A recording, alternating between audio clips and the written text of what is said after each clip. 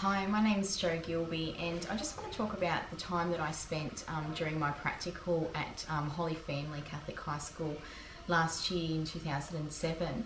I was able to be in a classroom for 5 days. It was actually at the start of the school year, so it was the second week of the first term. The principal of the school decided to put me in with the kindergarten children, so it was a big learning experience for myself because I hadn't been, I guess, in a teacher position at schools before, always been a student, but it was a really rewarding experience, and I'd like to just talk about that experience now with you. So yeah, as I said, I started with the kindergarten children, so it was a time where the students were observing their new students, learning their names, speaking a lot to parents as well. I was given the task of finding out who were the children that spoke a second language at home as well. So it was really about observing the children and finding out what their backgrounds were and also where they were at in regards to learning. So it was a very important time for me to be observing those children in the class. One thing that I found from talking to the teachers was a lot of them were doing a lot of administrative work as well as doing that face-to-face teaching in the classroom. A few of the teachers actually mentioned to me that I should think of a different career because they said that teaching these days is just becoming such a hard job and they feel undervalued as teachers. So a part of what I'd like to do is just raise that awareness of teachers and how important their roles are.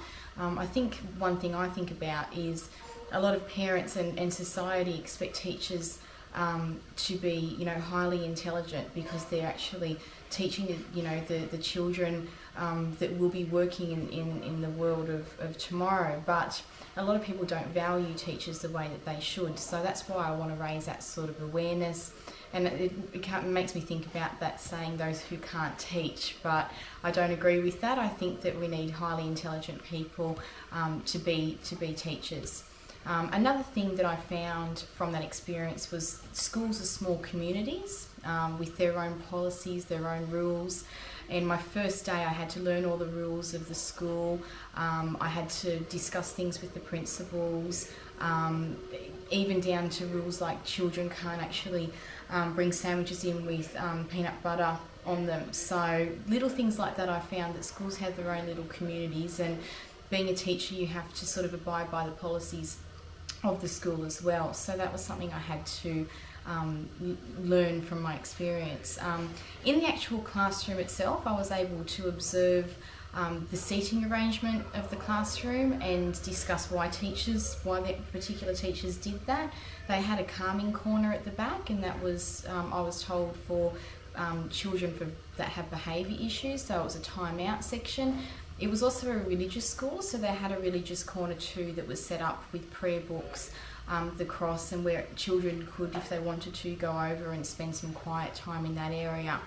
I also found as well that the teachers at this early stage, they probably didn't know they were doing it, but they were sort of stereotyping the children too. After the first day, I went into the staff room with the two kindergarten teachers, and they started to talk about the different children and saying, oh yeah, he's autistic, or oh, she's very loud, and that one misses their mum, and this one's got behaviour issues and things like this. And I found that being a teacher, you are still human, you do have these stereotypes, and it's just about being aware of that and learning a bit more about your background and how you sort of value things as well. So I'll talk a little bit more about that that you'll find on other pages of the Reflection website.